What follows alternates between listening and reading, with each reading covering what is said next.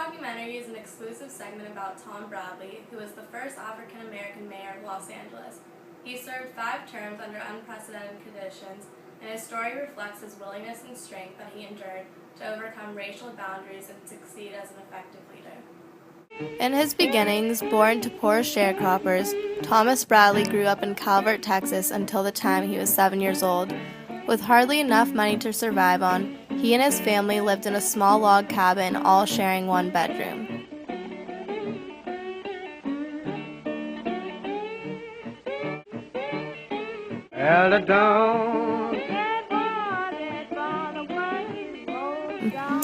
At this time in Los Angeles, it was considered a promised land, providing a better life and an escape from racial segregation.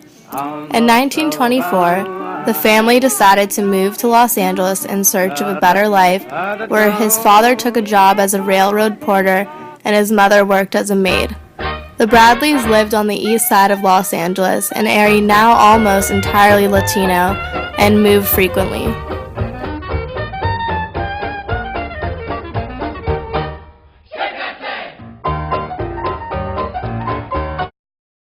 Unfortunately, the Bradleys' transition into Los Angeles was not what they had hoped. Throughout the 1920s and 1930s, non-white minorities were socially and economically segregated in urban ghettos with substandard housing, low-wage employment, high unemployment, and high rates of poverty. In fact, one columnist in the Santa Monica Weekly Interpreter told the local African-American population, "Negroes, we don't want you here, now and forever. This is to be a white man's town." Despite the unfairness and criticisms toward African Americans, Tom Bradley never let anything get in the way of his success.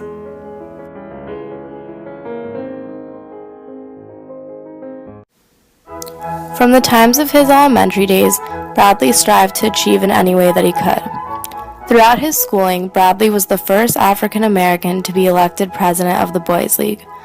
This was an unheard of thing for a black to do in a predominantly white school where, even though there were no strong racial overtones on campus, it was just an understood pattern that these things were off limits to minorities.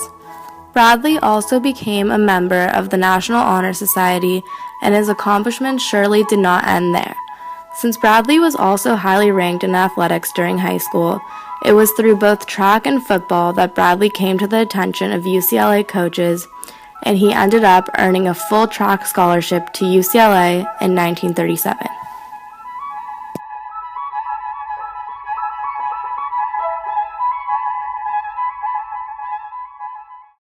In his third year at UCLA, Bradley, along with his friends, decided to take the examination for the police department. Shortly after, Bradley got a call that he placed among the top candidates in the police examination, and it was at that point that his priorities skewed away from the university as he showed an increasing determination in the Los Angeles Police Department.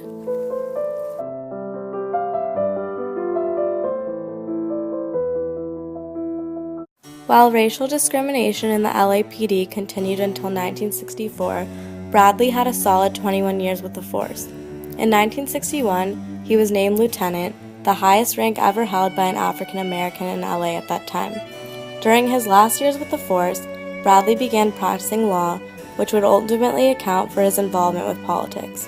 He focused much of his attention toward the Democratic Party when he decided to become president of the United Club. As his achievements continued to augment his status, Bradley sought to run for public office for the 10th Council District. Much of his efforts were geared toward the coalition of blacks, whites, Jews, and Latinos in order to assist him for future campaigns.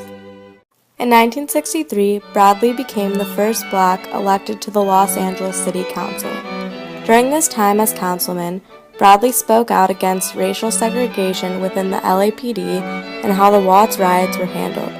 This was perhaps what gave Bradley the opportunity to run for mayor.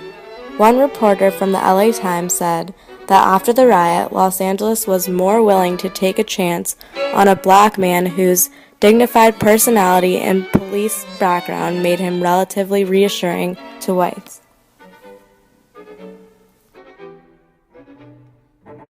Tom Bradley decided to challenge Sam Yorty in 1969 for mayor of Los Angeles, While African Americans were less than 18% of the population, Bradley knew if he had a chance of winning, he needed to reach across racial and ethnic lines and create a strong coalition.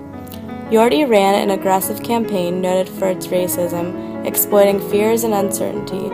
Yorty accused Bradley of being anti-police and asserted a majority of the police force would resign if Bradley were elected. Eventually, Bradley was defeated for the mayor position in 1969 to Sam Yorty. It was a close call, but Bradley's message of hope and change was smothered by Yorty's appeal, and he lost the election. I decided to run for this office because I was concerned about the direction that we were taking, about the failure to provide programs, the failure to provide leadership, the failure to understand or even to suggest means of dealing with our problems. We cannot tolerate that sense of direction, that sense of drift. It's been bad enough in the past, but Los Angeles cannot any longer survive that kind of leadership. There is just one issue in this election: race. Yorty is clearly appealing to whites who remember Watts and who fear more black violence. Would Yorty be better at keeping law and order, or Bradley? A white mayor or a black mayor? In the city of Gary, Indiana, where they have a Negro mayor who came out here campaigning for Mr. Bradley, that they had a session of the city council in which the councilmen were intimidated.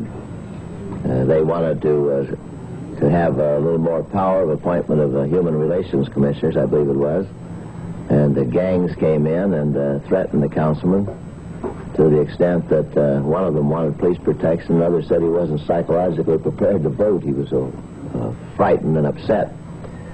You can imagine what would happen here if we had a group of militants descend on our council supporting something of Mr. Bradley if he should be elected. In 1973, Yorty's same old tired themes of race for once did not work. Voters put aside their fears and handed Tom Bradley a solid victory. Tom Bradley made history as the first African-American mayor of a major U.S. city with a white majority. He was successful because he continued to build upon his transracial coalition. Well, I think the people have been watching me for 4 years. They're looking at Watergate every day now, and they know what has been happening in government. And I'm confident that as they watch Watergate, they'll make the connection between that and Sam Yorty and the kind of outrageous campaigning that he does. And I would hope that this year in Los Angeles, we finally put an end to this kind of campaigning by scurrilous politicians. When he's pressed, Yorty has difficulty backing up his charges. What other evidence do you have to back up this association between Mr. Bradley and the Black Panthers? I'll tell you something, there wouldn't be anything that would convince you. No matter if he said that he endorsed the Black Panthers, you wouldn't believe it. And so what's it? Have any other evidence? Yes, we have plenty of evidence. Why don't you give it to us right here and now? I could give you all the evidence, and I've put it out before, of how he's fought the police, and I say that's the link. That he's anti-police, and so are the Black Panthers. You have no other evidence. Oh, quit yelling, will you? You guys go out and campaign someplace else, not here. Tom Bradley made a difference. He opened a city hall and a city's commission to women, minorities, and the disabled. He transformed Los Angeles from a conservative white urban center into one of the most diversified and important cities in the world, with a new skyline, vibrant downtown, and revitalized financial and business districts. In 1989, Bradley broke history, elected to a record fifth-term mayor of Los Angeles. Following the aftermath of Rodney King, whose beating by the Los Angeles Police Department helped spark the 1992 LA riots, many people felt that Mayor Tom Bradley had actually made the already tense situation that much worse soon after the verdict came out. Some critics suggested that his lack of communication with the police force made it harder for Bradley to manage the fast-escalating crisis. Bradley then did not seek a sixth term and announced his retirement in 1993.